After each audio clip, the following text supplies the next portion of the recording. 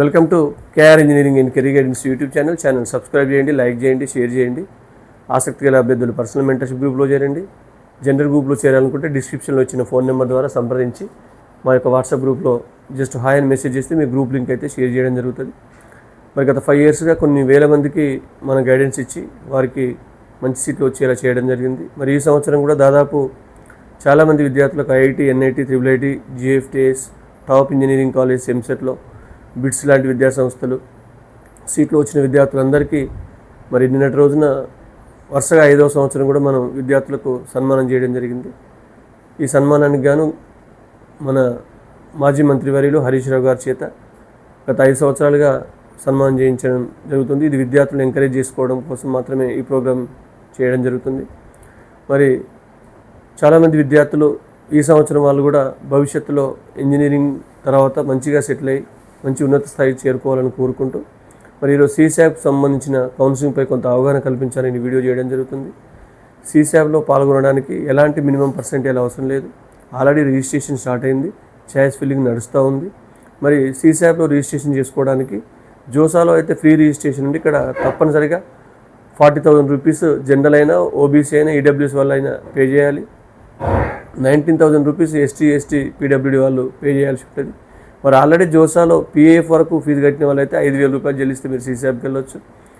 మరి వాళ్ళు కాకుండా జోసాలో కేవలం ఈ IAF ఇనిషియల్ అమౌంట్ ఫీజు కట్టిన వాళ్ళు మాత్రం 17,000 జనరల్, ఓబీసీ, ఈడబ్ల్యూఎస్ అభ్యర్థులు, 11,000 SC PWD అభ్యర్థులు పే చేయాల్సి ఉంటుంది. ఇట్లా 3 కేటగిరీలుగా మీరు ఫీ పే చేసి రిజిస్ట్రేషన్ చేసుకొని చాయిస్ ఫిల్లింగ్ చేసుకోవాల్సి ఉంటుంది. ఈరోజు సాయంత్రం 5 గంటల వరకు చాయిస్ ఫిల్లింగ్ ఏవైతే చేసుకున్నారో వాళ్లకు రేపు జరిగే మాక్ రౌండ్ అలాట్మెంట్లో అలొకేషన్ జరుగుతుంది. మరి ఇది కేవలం ట్రయల్ రౌండ్ మాత్రమే, ఇది ఒక అవగాహన కోసం మాత్రమే వస్తుంది. మరి ఇంకా రిజిస్ట్రేషన్ చేసుకునే వాళ్ళు ఆగస్టు 3వ తారీఖు లోపు చేసుకోవచ్చు, టైం ఉంది. చాయిస్ ఫిల్లింగ్ ఆగస్టు 5వ తారీఖు వరకు కూడా మీకు చేసుకునే అవకాశం ఉంది. ఆగస్టు 6న ఫస్ట్ రౌండ్ అయితే అనౌన్స్మెంట్ జరుగుతుంది సీశాప్లో.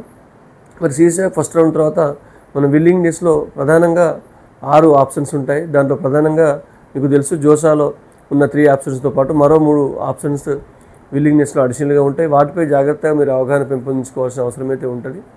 దానిలో ప్రధానంగా మీకు తెలుసు జోసాలో మనకు ఫ్రీజ్ ఆప్షన్ ఉంది, ఇక్కడ కూడా ఫ్రీజ్ ఆప్షన్ ఉంటుంది.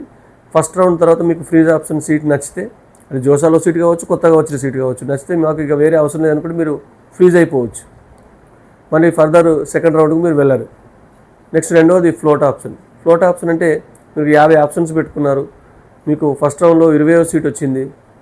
మరి ఫ్లోట్ ఆప్షన్ పెట్టుకుంటే మిగతా 19 పై ఆప్షన్స్లో మీ కింది అన్ని ఎగ్జిట్ అయిపోతే పై ఆప్షన్స్లో 19లో ఏదో ఒక సీటు సెకండ్ రౌండ్లో వచ్చే అవకాశం అయితే ఉంటుంది. Next slide option. Slide option అంటే మీరు ఒక ఇన్స్టిట్యూషన్లో మీరు NIT వరంగల్ అనుకున్నారు, NIT వరంగల్లో మీకు మెకానికల్ వచ్చింది ఫస్ట్ రౌండ్లో, కానీ మీరు ఈసీ కావాలనుకుంటున్నారు.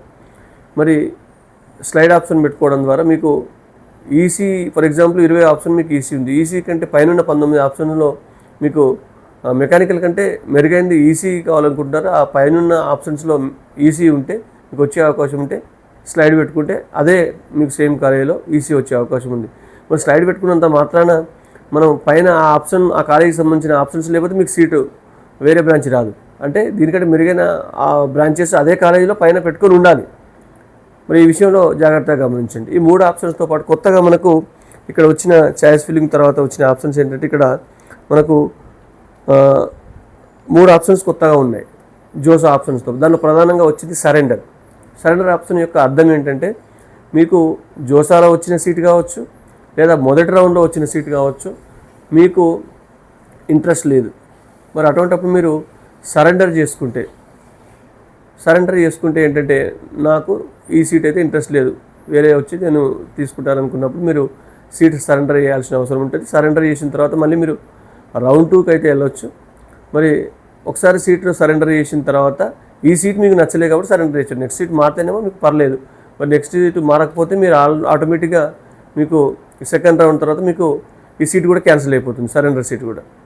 నెక్స్ట్ విత్డ్రా సీట్ అంటే మీకు జోసాలో వచ్చిన సీట్ కావచ్చు, కొత్త వచ్చిన సీట్ కావచ్చు, మీకు అలొకేషన్ అయింది, మరి ఇది పెద్ద ఇంట్రెస్ట్ లేనప్పుడు విత్డ్రా అవ్వచ్చు. మీరు విత్డ్రా అయితే ఇక్కడ మీరు సరెండర్లో అయితే సరెండర్ చేస్తున్నారు కానీ సెకండ్ రౌండ్కి వెళ్ళొచ్చు. బట్ విత్డ్రాలో మాత్రం మీరు విత్డ్రా అయిపోతే ఆటోమేటిక్గా మీరు ఫస్ట్ రౌండ్ సీసాబ్ నుంచి విత్డ్రా అయిపోయినట్టే భావించాల్సి ఉంటుంది మీరు.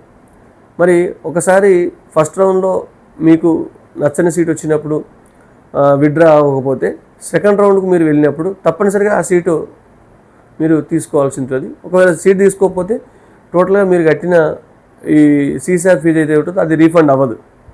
ఈ విషయం గమనించండి.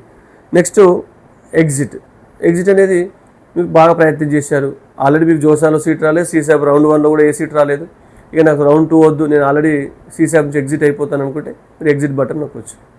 మీరు ఎగ్జిట్ అయిపోతారు. సీసాబ్కు మీకు మీ అమౌంట్ మీకు ఆటోమేటిక్గా రీఫండ్ అయిపోతుంది. మీకు సీసాబ్ నుంచి ఆటోమేటిక్గా మీరు బయటికి వెళ్ళిపోతారు. అంటే ఇక్కడ మీరు గమనించాల్సిన విషయం ఏంటంటే ఫస్ట్ 3 రౌండ్లో క్లియర్ ఉంది. దీనిలో సరెండర్ అయితే మీరు రెండో రౌండ్కి వెళ్ళొచ్చు. మీ వచ్చిన సీట్ను ఆల్రెడీ మీరు సరెండర్ చేశారు, నాకు ఈ సీట్ ఇంతకంటే మంచిది వస్తేనే తీసుకుంటా, అంటే దీనికంటే పై ఏమైనా మంచిది వస్తే తీసుకోవాల్సి ఉంటుంది. మరి అక్కడ రిజెక్ట్ చేయడానికి అవకాశం లేదనమాట, తీసుకోవాల్సి ఉంటుంది. నెక్స్ట్ విత్డ్రా అంటే మీరు ఆల్రెడీ విత్డ్రా అయ్యారు కాబట్టి రౌండ్ 2కి వెళ్ళే అవకాశం లేదు. మీకు వచ్చిన సీట్ని జోసాలో కానీ ఇది కానీ నాకు సెకండ్ రౌండ్ వద్దు, నేను ఇక్కడే విత్డ్రా అయిపోతుంటే మీరు విత్డ్రా చేసుకోవచ్చు. నెక్స్ట్ ఎగ్జిట్ వాళ్ళు కూడా అంతే, మీకు ఆల్రెడీ ఏ సీట్ రాలేదు, నాకు సీసాబ్ అసలే వద్దు అనుకుంటే మీరు ఇక్కడ కూడా ఎగ్జిట్ అవ్వచ్చు. అంటే కేవలం ఈ 3 మీరు సరెండర్ వాళ్ళు మాత్రమే రౌండ్ 2కి వెళ్ళే అవకాశం ఉంటుంది. విత్డ్రా వాళ్ళు కానీ ఎగ్జిట్ వాళ్ళు రౌండ్ 2కి వెళ్ళే అవకాశం అయితే ఉండదు. ఆల్రెడీ మనకు తెలుసు ఫ్రీజ్ చేసిన వాళ్ళు కూడా సీట్ ఫ్రీ చేసుకుంటాం కాబట్టి ఎట్లా రౌండ్ 2కి అయితే వెళ్ళాం. నెక్స్ట్ ఫ్లోట్ చేసుకున్న వాళ్ళైతే రౌండ్ 2కి వెళ్తారు, స్లైడ్ చేసుకున్న వాళ్ళు కూడా రౌండ్ 2కి వెళ్తారు. మెరుగైన అదే కాలేజీలో దానికోసం. కాబట్టి ఈ ఆప్షన్స్ చూజ్ చేసుకునేటప్పుడు, విల్లింగ్ని చూజ్ చేసుకునేటప్పుడు జాగ్రత్తగా చూజ్ చేసుకోండి. మరి మీ అమౌంట్ మీకు ఒకటే గుడ్డే చెప్పాలంటే, మీ అమౌంట్ మీకు రీఫండ్ అవ్వాలంటే మొదటి రౌండ్లో వచ్చిన సీటు మీకు నచ్చిందనుకోండి, నచ్చితే పర్లేదు దానికి యూజ్ చేస్తారు. ఒకవేళ నచ్చకపోయినా మళ్ళీ రెండవ రౌండ్ తర్వాత మీరు వెళ్ళినట్లయితే మొదటి రౌండ్లో సీట్ క్యాన్సిల్ చేసుకోకుండా మీరు అట్లే కంటిన్యూ అయితే రెండవ రౌండ్లో మీకు సీట్ వస్తే మీకు ఆ సీట్ వద్దనుకున్నా మీకు అమౌంట్ రీఫండ్, అంటే సీటు పోతుంది, అమౌంట్ పోతుంది. మరి రెండవ రౌండ్లో మీకు సీట్ రాలేదు, మొదటి రౌండ్లో చేసింది, అప్పుడు నో ప్రాబ్లం. సీట్ రాకపోతే రెండవ రౌండ్ కూడా మీరు చూశారు, సీట్ రాలేదు, నో ప్రాబ్లం, అప్పుడు మీకు మీ అమౌంట్ రీఫండ్ అయ్యే అవకాశం అయితే ఉంటుంది. కాబట్టి ఇది జాగ్రత్తగా, అంటే రెండవ రౌండ్లో సీట్ వస్తే తప్పనిసరి అయితే సీట్ తీసుకోవాలి, లేకపోతే అమౌంట్ కోల్పోవాలి. మొదటి రౌండ్ వరకు అయితే అవకాశం లేదు, ఎగ్జిట్ అయ్యే అవకాశం కానీ విత్డ్రా అయ్యే అవకాశం అయితే ఉంది. వీటిని ఆలోచించి మీరు ఛాయిస్ ఫిల్లింగ్ పెట్టుకోండి. మరి ఆగస్టు 5th వరకు ఛాయిస్ ఫిల్లింగ్ పెట్టుకోవచ్చు, 3rd వరకు రిజిస్ట్రేషన్ ఉండే అవకాశం అయితే ఉంది. ఇది సీసాబ్కి సంబంధించిన. మరొకసారి జోసాలో సీట్ రాని వాళ్ళు కానీ సీట్ వచ్చిన దానికంటే మంచిది సీట్ కోసం ప్రయత్నించే వాళ్ళకి కానీ ఇదొక సువర్ణ అవకాశం అని తెలియజేస్తూ ముగిస్తున్నాను. Thank you.